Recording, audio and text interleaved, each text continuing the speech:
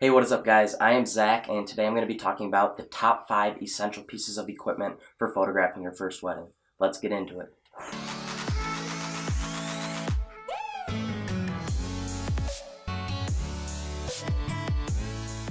So the first thing that I want to talk about is lenses and what lenses you should have for photographing a wedding.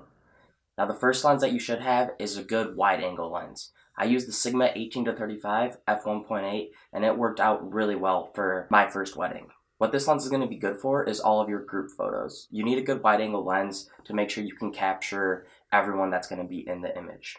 Also, if you're able to have a fast wide-angle lens, this is going to help you out later in the day when you're in low-light situations. Having the f1.8 really allowed me to save some of my images during the reception and when people were on the dance floor. The second lens that I think is crucial to have is a 50mm or an 85mm.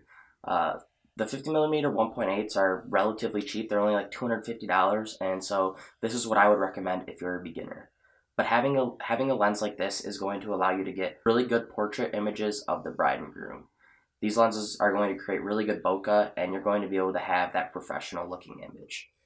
These types of photos are essential for being a photographer at a wedding and to deliver really good products to the bride and groom. Also, again, with this lens being f1.8, it's going to help you out in those low light situations. A lot of the 50mm f1.8s are also going to be very sharp and are going to allow for clean looking images. Finally, the last lens that I think is really essential to have is like a 70-200 lens. Now, I just used my kit lens. I didn't have anything special, but this is going to allow you to get really creative shots of the bride and groom, whether you're just in different scenarios, being able to back up, get a cool looking image of them that's going to have good bokeh and a good blurred background. The biggest reason why this lens is essential though is for during the actual ceremony.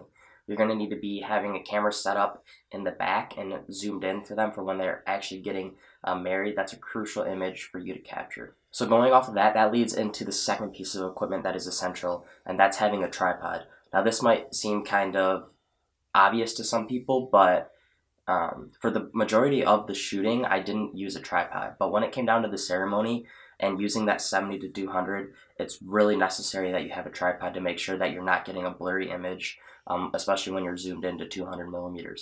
This tripod can also just be used throughout the day if you need it to have a stable shot, especially if you're carrying a lot of equipment and your camera's a little heavier, if you're starting to get tired out, or if you're shooting in low light, having a tripod is going to make sure that you're not getting a blurry image. The third piece of equipment that I feel is essential is having a second camera or a second shooter. Now, I know that most people might just be doing a wedding by themselves, and my first wedding I did it completely on my own, but I did have a second camera. Both the cameras are the exact same cameras, the Nikon D3300, so they're not expensive cameras, but having a second one was really helpful throughout the day. I was able to use this for before the ceremony happened. I set up one of the cameras on a tripod behind everyone with a 70-200 lens and had it ready to go for the actual ceremony when the bride and groom got married. What this allowed me to do is I knew that I already had that camera set up, and then I used my other camera to go behind the altar, and when the bridesmaids and groomsmen were walking up, I was able to get images of that, and then also when the bride and groom were walking up. So it just allows you to get more images that you should be capturing throughout the day. And then when it came time for the actual ceremony, I ran back behind the crowd, had my camera already set up with a 70-200, and was able to capture the moment of them getting married. The other reason why I feel like this is essential is you never know what can happen on the wedding day. If one of your camera breaks, or if your camera breaks and you don't have a second one, you're going to be out of luck, and that is not going to be a good thing. You're going to have some very unhappy people, and that's not going to be good for your career. The fourth essential piece of equipment for me is lights or a flash. In my opinion, you will really struggle to do a wedding without any sort of lighting. Now, unless you are more professional and have some budget, you're probably not going to have a good lighting setup. And I didn't have a lighting setup when I did my wedding. But what I did have was I had an external flash. And now I do not recommend using the flash that's built into your camera. It's not that good of a quality and it creates a really harsh light. But what you can have is a speed booster light. And this allows you to reflect light off of walls, off the ceiling, and get inappropriate looking, good soft light. Most venues aren't going to have really good lighting, so you're going to be forced to bump up your ISO and slow down your shutter speed. This is going to create two problems. You're going to introduce noise into your images, and also by slowing down your shutter speed, if people are moving, you're going to start getting blurry images.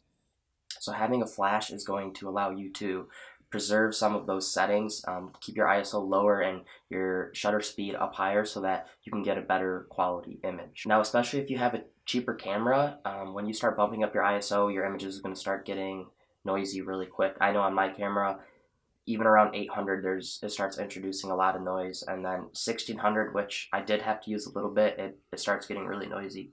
And so you want to do that as least as possible. So having some sort of lighting was essential, and I don't think I would have been able to do the wedding without it. The last and final piece of gear that I feel is essential for photographing a wedding is batteries and SD cards. You need to make sure that you have plenty of both of these so that you don't run into any issues throughout the day.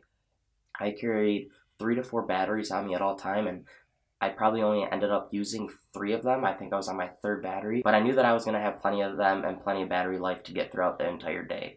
I was there for probably 10 hours and shooting pretty much the whole time, so having plenty of batteries is a key. Also, since you're going to be there so long and taking so many photos, you need to make sure that you have plenty of SD cards. I think I carried I had a 64 gigabyte and then 2 32 gigabytes on me just in case. I don't even know if I ended up filling up the 64 gigabyte, but I had it just in case. And going into your first wedding, you're not going to really know what to expect or how many photos you're going to take, so it's better to have more than what you need. Those are the 5 things that I truly feel are essential for doing your first wedding, or they're at least going to make it a lot easier and are going to leave a lot of the stress that you're going to have on that day.